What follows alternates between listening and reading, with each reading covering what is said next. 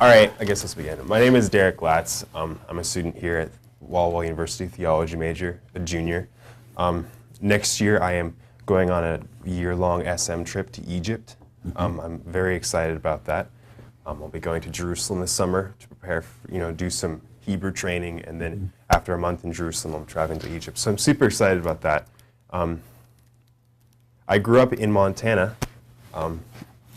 Kalispell, Montana, next to Glacier National Park, and that gave me a love for the outdoors. I think that national park is one of the best for backpacking in America. I absolutely love it. And then we moved from there to Vancouver, British Columbia, downtown. So we moved from not like a isolation, but definitely more of a rural setting.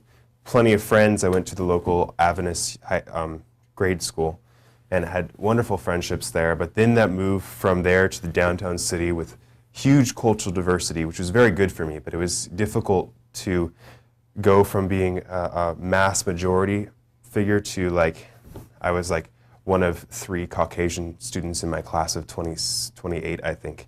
And so it was definitely a very cultural shock for me, as well as moving into the city. And I had a difficult 2 years in Vancouver. But after those 2 years, I went to high school at Fountain View Academy, which was a very, very good experience. It was a good experience, definitely difficult experience. I encountered a lot of new ideas that really tore me apart on the inside.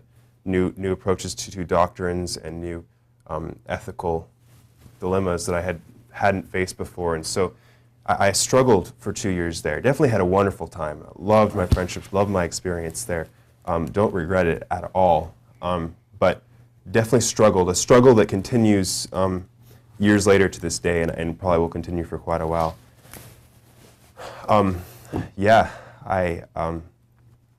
This year at Walla, I am the executive vice president of AZU. So I work a lot with the leadership team there, Randy Fulkenberg, Stephen Farr, quite a few of the other people that you guys have run into here. And we have a wonderful leadership team, so I put in some time every week developing and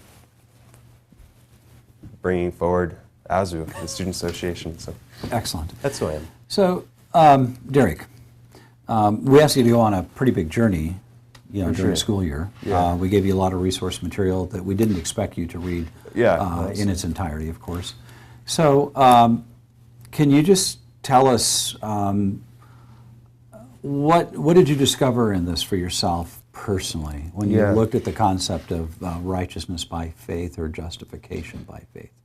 Well, this is a topic that is not an easy topic for me to address because I have a lot of anxiety surrounding it. It's been the source of quite a bit of anxiety throughout the years. However, a number of years ago, I heard a sermon by, what's his name, David Asherick, and Ty Gibson actually specifically, where he was speaking about the righteousness by faith as presented by A.T. Jones and Wagner. And that was a real turning point in my life when I saw that the clarity and the boldness that those two presented the gospel in, that really woke me up to what things could be. So, with that background, I set out in writing this essay and doing the preparation for that. I think I discovered a lot more clarity, and that in early Adventism, they actually did believe things that were good. They had solid foundations that we can build on to this day. And I discovered that through faith, there is nothing that stops us from being accepted by God. One of my favorite quotes that actually, if you go onto my online, it's the mask, it's my student profile on campus here, I put it as my favorite quote. There's this amazing quote I found in Thoughts on, I'm going to blank on the name here, but one of the, it's by A.T. Jones, and it basically says, the only qualification, the only preparation necessary for justification is to recognize your imperfection. And I have a friend who struggles with a perfectionistic idea, and so I text her immediately as soon as I came across it. It's like, this is incredible. These guys are saying the only thing you need to do to get saved is to be imperfect, and then to recognize that and have faith that God will that His word will be fulfilled in your life, that His promises will be kept in your life. And so, for me, it wasn't some grand revelation, but it was a reaffirmation and a further clarity of things that God has been bringing me to over these last years. So, okay. Yeah. So Derek, what's intriguing to me on this journey, and this will go, of course, to our board as well. Yeah, absolutely. Is when you sit here today, yeah. and your sermon was delightful. It was excellent. Your paper was outstanding, and we appreciate what you have done. But would you share with us, as a board, how you would see this message impacting your future in your ministry? Oh, this is the most important message that could be ever preached, and it must fill every single sermon. Yeah, it is so important. And so I think my ministry as a pastor, or particularly as a hospital chaplain, is what I want to see myself do. But I want to have this doctrine, this perspective so ingrained in my life that when I talk to other people, when I preach, when I have sermons, when I simply am interacting with people, they understand this through my interaction. I've had, I don't know if you guys have ever had this experience where you listen to a sermon and by the end you're just like, this person has no idea of righteousness by faith, how it's supposed to be. There was one particular speaker that often spoke at Fountain View that I would dread his sermons. I would want to just walk out on his sermons, but I couldn't because that would be awkward and disrespectful, and I'm not one to walk out on things like that. Yeah, but every time he would present it, and finally I was talking to one of my friends who was close with him, and I was like, every time his sermons, they leave me so confused. And she looks at me and she's like, that's because he's confused. That's right. And that was a big revelation to me, that it's important that me as a speaker, me as a leader, me as simply a person who, as a Christian, I need to be solid and foundational on these principles, so that when I talk with other people, I don't project my doubts into their mind. I don't leave them with doubts and confusion and fear, anxiety. I want to leave them with a more sure foundation that God accepts them how they are, and through their faith they can be perfected. So it's paramount. It is central to everything, not even to just speaking to the Christian life and interaction. One must be certain on this because that affects everything. The word perfection has occurred a number of times in our conversation. Yeah. This message says that our perfection is found in the person of Christ. Absolutely. And that His righteousness or His right doing or His obedience is a gift to us. Paul says in Romans 1:5 and 16:26 that we have a proclamation to make to the world, and that is the obedience that comes by faith, or the obedience of faith that he specifically outlines. It's like a giant bracket around the book of Romans, and then everything in the middle tends to be a conversation of what that faith looks like, which includes getting along with each other, as the Jewish and Gentile Christians were struggling in that book when you read the letter. Have you seen or had an opportunity for this to have an impact on your immediate family and friends?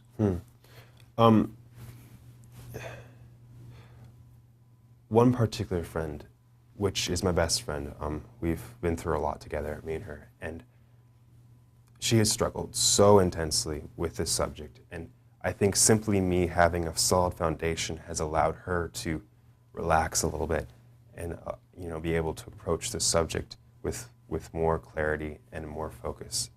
Is that answering your question? Well, do you think it's helping her have more confidence in God as a loving God? Yeah. I mean, I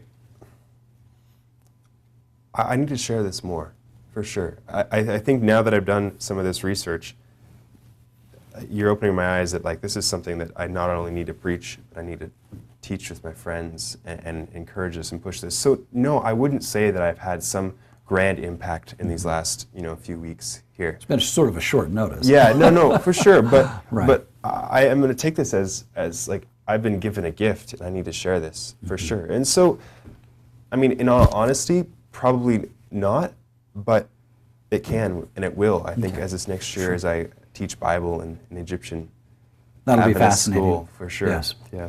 So yeah, excellent. For sure, more in the future. So, you see yourself going into chaplaincy work? Yeah. Okay. Yeah. I think that fits my particular skill set.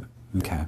Because we just interviewed a young man who's going into chaplaincy from Andrews University, which was a fascinating conversation, and it's like he just feels called by God to go and do that. Absolutely. And that's a significant work. When you stop and think about that, how do you feel about the fact that in chaplaincy you meet all people of all faiths where they're at? Do you think you'll find this message helpful in that environment where you can embrace anyone, anytime, with at least a few words of good news? Yeah, absolutely. One of the things I'm excited about chaplaincy is that the diversity that I'll come in contact with. And through my years here at Walla, I've realized that salvation isn't exactly as formulaic as one might like to think. And so allowing people to have that turning moment, that repentance and turning to God looks very different for each person. And so if I can help people in that turning process, no matter where they're at, no matter what their foundational worldview is, if I can help them in that turning towards the true principles of God, I am excited about that. That being said, I do believe that Christianity and Seventh-day Adventism is the best religion. I mean, I wouldn't be an Adventist if I didn't think it was the best religion, because I believe that all other religions, whether that be Catholicism or whether that be Hinduism or Buddhism or Islam, they are all based on a righteousness through works approach. Same with Judaism currently as it stands. They're all based on a righteousness by works. And I think that having a perspective of righteousness by faith, one can then believe in the merits of God and rest assured. And I think every human needs to rest assured, despite the fact that they come from a different worldview. And so if I can shape their views of God and help take them one step closer to the true picture of God, not a vindictive, judgmental God, definitely a God who judges, but not a vindictive God who exacts perfection from people. I want to help in that turning process. That's exciting. Yeah. Anything else from the research that stood out for you personally? And that's sort of a big question, but just out of curiosity. The question of nature of Christ was kind of fascinating. I felt a little bit of a tangent off of the solid straight path, but it was a good one because it was essential to understanding the rest of them. It's definitely a subject that Christians struggled throughout centuries. And still do. Absolutely, still do. Within Adventism, we struggle over this. And I think it's beautiful to see the dual nature of Christ, how he is fully God, fully human, and able to act as a divine mediator, but also with human experience and essence and interaction, so he can both understand us and represent us to God. And he's the perfect bicultural gap. He bridges that bicultural gap like a bicultural missionary, but to a much grander and huge extreme, bridging that gap through the unfallen heaven and broken earth. That's a remarkable connection, isn't it? Absolutely. So that's essential to understanding That's good news. by faith. Yeah. That's very good news. How are you feeling? How am I feeling? Yeah, feeling okay? I'm doing great. I'm honestly doing great. All right. Well, I thank you for your being willing to sit down and do this. Absolutely. I wanted it to be pleasant. I wanted it to be positive, and I really appreciate the experience that you've had. Well, and I really appreciate this research. I mean, I was obviously not able to get through the material. Thank you. Like, I want to be very clear here. I didn't spend 40, 50 hours studying these things, but it's given me an overview of many resources that I can now, throughout my career, throughout the rest of my life, study in depth, piece by piece by piece. And to have that resource, that thumb drive, or on the website, I'm going to download it and save it a couple of places. But to be able to use these resources and know that they're there. I think a lot of education is simply learning the resources that I have and learning how to learn. And so I'm excited to have those resources, excited to have this foundation that I can build upon it. And Yeah. How do you feel about your church today? That's a very good question. I mean, after this journey and what you've Yeah. been through and your life experience, how do you feel about where we're at?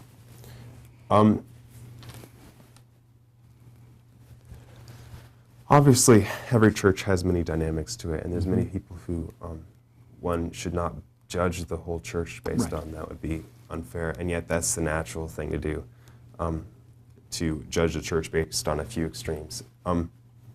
I've had a wonderful experience in Adventism. I've had a difficult experience in Adventism. I struggled over the proper use of Ellen White. Very difficult in my life. It's a source of a lot of anxiety. But that being said, the doctrines that Adventism have so become an essential part of who I am, and that leaving them would destroy me. Like, it would destroy me mentally. Like, I believe so heavily in, and I definitely want to be dynamic and open and willing to change if I see that's important. But the idea of a eternal hell, burning on, torturing people forever, is something that I just revolt every bit of me against. And to understand that I can still believe in God and yet a loving God is a gift that Adventism has given me, for sure. Okay. I think the individuals in Adventism need to learn this doctrine better, because I think a lot of people are fearful, a lot of people are self-righteous, and you get this spectrum between the two, people who struggle. I think each of us has a little of each dynamic in us. Yep, that's true. I think that a lot of generations react to the previous generation's emphasis. I think my generation, a lot of people have simply rejected God because they have not seen a perfect picture of Him as He truly is. They've rejected Him, and so because it's been so painful, my best friend while at Fountain View, a boy who was going through a lot of stuff I was, not boy, a young man who was going through a lot of the same struggles that I had. It was so intense that when he went back to Switzerland, where he's from, he lost his faith. And I hope that I'm different. I definitely have not been perfect throughout these past years. I have struggled, I have sinned, I have struggled with various vices and sins, and it's dragged me down a lot often. But we've each chosen a different path. For him, he's drowned his sorrows, his pain, his anxiety in alcohol. For me, I've definitely used, other things, definitely not as bad as alcohol. I'm thankful for that, not my struggle, but like, I hope that I have chosen a path that will lead, and I hope that I can bring him back to that path. I don't know. It's a struggle because I see many of my friends leaving because they've seen an imperfect picture of God. More demanding, more controlling. Well, yes, vindictive and arbitrary. It's not uncommon, actually, in many churches for God to have that. Yeah, and I don't want to blame people because, it's definitely easy to get to that point. It's very easy to get to that point if you have an improper method of exegesis and an improper view of revelation and all these things. It's easy to get to a very dark image of God. And I wish I could somehow reach out to those who struggle with anxiety surrounding this with me. Like, I've developed over the years, like, an actual, like, a phobia of many of these subjects. And I wish I could somehow reach out to those individuals and give them a little bit of this light that, David Asher and Ty Gibson gave me back those years ago, that gave me that turning point. Well, send them the lessons on faith in the PDF. For sure. There we go. There we go. Excellent. The audiobook version. Yeah, that way they'll actually listen to it. So. Sure. That would be good. Well, I think we are going to bring this to a close, Sherry. So I'm sorry, I feel like I got on a rant there, but it's what we're here for. Okay. Yeah.